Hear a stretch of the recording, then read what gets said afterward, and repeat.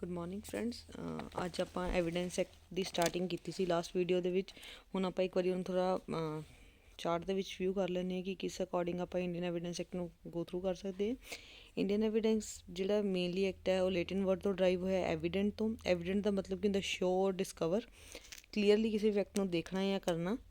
ਉਸ ਤੋਂ ਬਾਅਦ ਇਹਨੂੰ ਡਰਾਫਟ ਕੀਤਾ ਸਰ ਜੇਮਸ ਸਟੀਫਨਸ ਨੇ। ਇਹ 'ਚ ਟੋਟਲ ਨੰਬਰ ਆਫ ਚੈਪਟਰ ਹੈਗੇ 11, ਪਾਰਟ ਇਹਦੇ 3 ਨੇ ਅਤੇ ਸੈਕਸ਼ਨ 167 ਨੇ। ਐਗਜ਼ਿਸਟੈਂਸ ਦੇ ਵਿੱਚ 1 ਸਤੰਬਰ 1872 ਵਿੱਚ ਆਇਆ ਸੀਗਾ। ਇਹ ਆਪਣਾ ਪੁਰਾਣਾ ਲਿਖਿਆ ਹੋਇਆ ਸੀ, ਹੋਲ ਇੰਡੀਆ 'ਤੇ ਐਪਲੀਕੇਬਲ ਹੋ ਚੁੱਕਾ ਹੁਣ ਤਾਂ। ਨੋਟ ਜਿਹੜਾ ਐਕਟ ਹੈ ਐਗਜ਼ੌਸਟਿਵ ਇਨ ਨੇਚਰ ਨਹੀਂ ਹੈ। ਰੀਜ਼ਨ ਕੀ ਹੈ, ਇਹਦੇ ਵਿੱਚ ਕੁਛ ਰੂਲਸ ਔਰ ਐਕਸਪਲੇਨੇਸ਼ਨਸ ਨੇ, ਠੀਕ ਹੈ, ਜਿਹੜੇ ਕਿ ਬਾਹਰੋਂ ਫਰਦਰ ਆਪਾਂ ਰੈਫਰੈਂਸ ਲੈਣ ਲਈ ਯੂਜ਼ ਕਰਦੇ ਹਾਂ। ਜਿਵੇਂ ਕਿ ਸਪੈਸੀਫਿਕ ਪ੍ਰੋਵੀਜ਼ਨਸ ਨੇ ਕਿਸੇ ਵੀ ਮੈਟਰ ਦੇ ਉੱਤੇ, ਜਿਹੜੀਆਂ ਆਪਾਂ ਲੈਂਦੇ CPC ਦਾ CPC 1909 ਹੈ। ਇਹਦਾ 26 ਆਰਡਰ ਲੈਂਦੇ ਹਾਂ। ਜਦੋਂ ਆਪਾਂ CRPC ਦੀ ਗੱਲ ਕਰੀਏ ਤਾਂ 291 ਐਂਡ 292 ਹੈ। TPA ਦੀ ਗੱਲ ਕਰੀਏ 59 ਐਂਡ 123 ਹੈ। ਜਦੋਂ ਆਪਾਂ ਸਪੈਸੀਫਿਕ ਪ੍ਰੋਵੀਜ਼ਨਸ ਦੀ ਗੱਲ ਕਰਦੇ ਹਾਂ ਤਾਂ ਜਿਹੜਾ ਐਵੀਡੈਂਸ ਹੈ ਐਕਸਕਲੂਡ ਕਿਹਨੂੰ ਕਰਦਾ? ਐਕਸਕਲੂਡ ਇਟ ਇਜ਼ ਇਨਐਡਮਿਸਿਬਲ ਹੋਣਾ ਚਾਹੀਦਾ।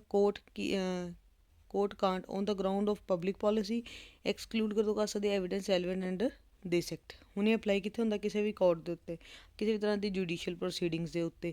ਐਕਸੈਪਟ ਕਿਹਦੇ 'ਤੇ ਅਪਲਾਈ ਨਹੀਂ ਹੁੰਦਾ? Not applicable to the affidavit, ਕਿਸੇ ਵੀ ਤਰ੍ਹਾਂ ਦਾ ਆਰਬਿਟ੍ਰੇਸ਼ਨ, ਕਿਸੇ ਵੀ ਤਰ੍ਹਾਂ ਦੀ ਇਨਕਮ ਟੈਕਸ, ਮਤਲਬ ਜਿਹੜੇ ਵੀ ਟ੍ਰਿਬਿਊਨਲ ਉਹਨਾਂ 'ਤੇ ਐਪਲੀਕੇਬਲ ਨਹੀਂ ਹੁੰਦਾ। ਜਿਵੇਂ ਕੁਐਸੀ ਜੁਡੀਸ਼ੀਅਲ ਬੋਡੀ ਹੋ ਗਈ, ਨੋਨ ਜੁਡੀਸ਼ੀਅਲ ਪਰਸਨਸ ਹੋ ਗਏ, ਡਿਪਾਰਟਮੈਂਟਲ ਪ੍ਰੋਸੀਡਿੰਗਸ ਹੋ ਗਈਆਂ, ਉੱਥੇ ਐਵੀਡੈਂਸ ਐਕਟ ਐਪਲੀਕੇਬਲ ਨਹੀਂ ਹੁੰਦਾ।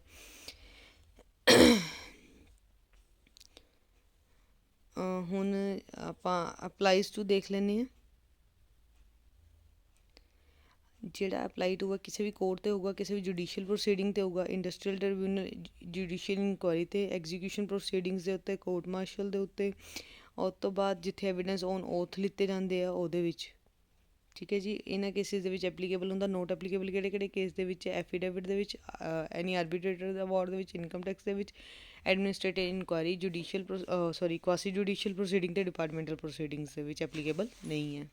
ਇੰਡੀਅਨ ਐਵੀਡੈਂਸ ਐਕਟ ਦਾ ਓਬਜੈਕਟਿਵ ਕੀ ਹੈ? ਪਹਿਲਾਂ ਤਾਂ ਟੂ ਹੈਲਪ ਦਾ ਕੋਰਟ ਨੂੰ ਦੀ ਹੈਲਪ ਕਰਦਾ। ਕਿਸ ਪਰਪਸ ਵਾਸਤੇ? ਟਰੁੱਥ ਨੂੰ ਡਿਟਰਮਿਨ ਕਰਨ ਵਾਸਤੇ। ਟੂ ਪ੍ਰੀਵੈਂਟ ਕਿਸ ਚੀਜ਼ ਨੂੰ ਬਚਾਉਂਦਾ? ਪ੍ਰੋਟਰੈਕਟਡ ਇਨਕੁਆਇਰੀਜ਼, ਮਤਲਬ ਕਿ ਜਿਹੜੀ ਲੈਂਥੀ ਇਨਕੁਆਇਰੀਜ਼ ਨੇ। ਉਸ ਤੋਂ ਬਾਅਦ ਕੀ ਹੈ? ਕਿਸੇ ਵੀ ਤਰ੍ਹਾਂ ਦੀ ਕਨਫਿਊਜ਼ਨ ਨਾ ਆਵੇ ਜੱਜਿਸ ਦੇ ਮਾਈਂਡ ਦੇ ਵਿੱਚ। ਮੇਨ ਓਬਜੈਕਟ ਕੀ ਹੈ? Prevent the indiscipline in admission of evidence by enacting correct or uniform rule of practices ਨੂੰ ਯੂਜ਼ ਕਰਕੇ ਜਿਹੜਾ ਹੈਗਾ ਪ੍ਰੋਪਰ ਐਵੀਡੈਂਸ ਨੂੰ ਕਲੈਕਸ਼ਨਸ ਦੇ ਵਿੱਚ ਹੈਲਪ ਕਰਦਾ। ਮੇਨ ਪ੍ਰਿੰਸੀਪਲ ਕੀ ਹੈ ਲਾਅ ਆਫ ਐਵੀਡੈਂਸ ਦੇ?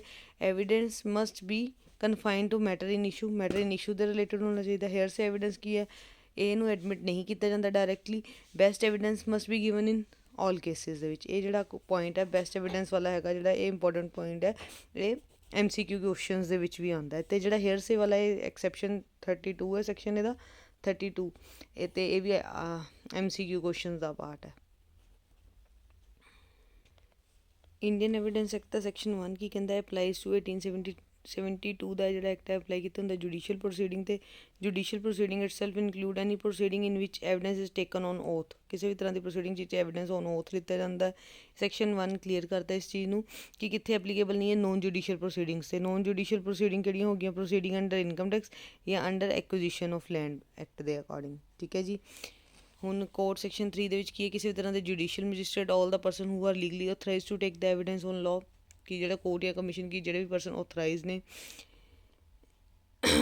ਇਨ ਦਾ ਪ੍ਰੈਮਿਸਿਸ ਆਫ ਦਾ ਕੋਰਟ ਦੇ ਵਿੱਚ ਐਵੀਡੈਂਸ ਐਕਟ ਨੂੰ ਆਪਾਂ ਲਿੱਤਾ ਜਾ ਸਕਦਾ। Before evidence is tender before the, ਕਿਸੇ ਵੀ ਕਮਿਸ਼ਨ ਦੇ ਦੌਰਾਨ ਅੰਡਰ, ਜਿਵੇਂ ਕਿ CPC ਦੇ ਅੰਡਰ ਆਰਡਰ 26 ਦੇ ਵਿੱਚ, ਸੈਕਸ਼ਨ 75 ਅਤੇ 78 ਦੇ ਵਿੱਚ, CRPC ਦੇ ਵਿੱਚ 284 ਅਤੇ 271 ਦੇ ਵਿੱਚ, ਠੀਕ ਹੈ ਜੀ।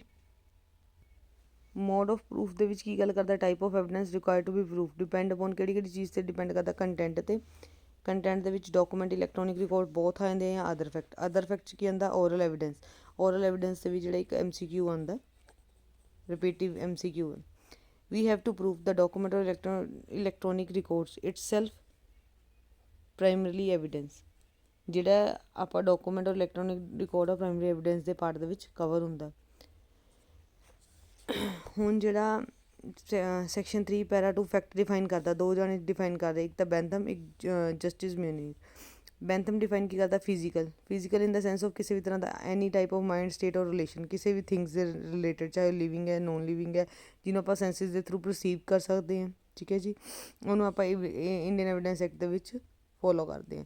ਹੁਣ ਜਸਟਿਸ ਮਨੀਰ ਦੇ ਅਕੋਰਡਿੰਗ ਕੀ ਹੈ, ਫੈਕਟ ਇਨ ਇਸ਼ੂ ਹੈ, ਰੈਲੇਵੈਂਟ ਫੈਕਟ ਹੈ, ਠੀਕ ਹੈ, ਜਿਨ੍ਹਾਂ ਨੂੰ ਆਪਾਂ ਸੈਂਸਿਸ ਦੇ ਥਰੂ ਪਰਸੀਵ ਕਰ ਲਿਆ ਉਹ ਇੰਡੀਅਨ ਐਵੀਡੈਂਸ ਐਕਟ ਦੇ ਵਿੱਚ ਫੋਲੋ ਹੁੰਦੇ ਆ। ਇਹ ਤੱਕ ਦਾ ਸੀਗਾ ਵਰਡ ਜਿਹੜਾ ਫੈਕਟ ਆਪਾਂ ਹੁਣ ਤੱਕ ਦੇ ਟੋਪਿਕਸ ਦੇ ਵਿੱਚ ਪੜ੍ਹ ਕੇ ਆਏ ਹਾਂ।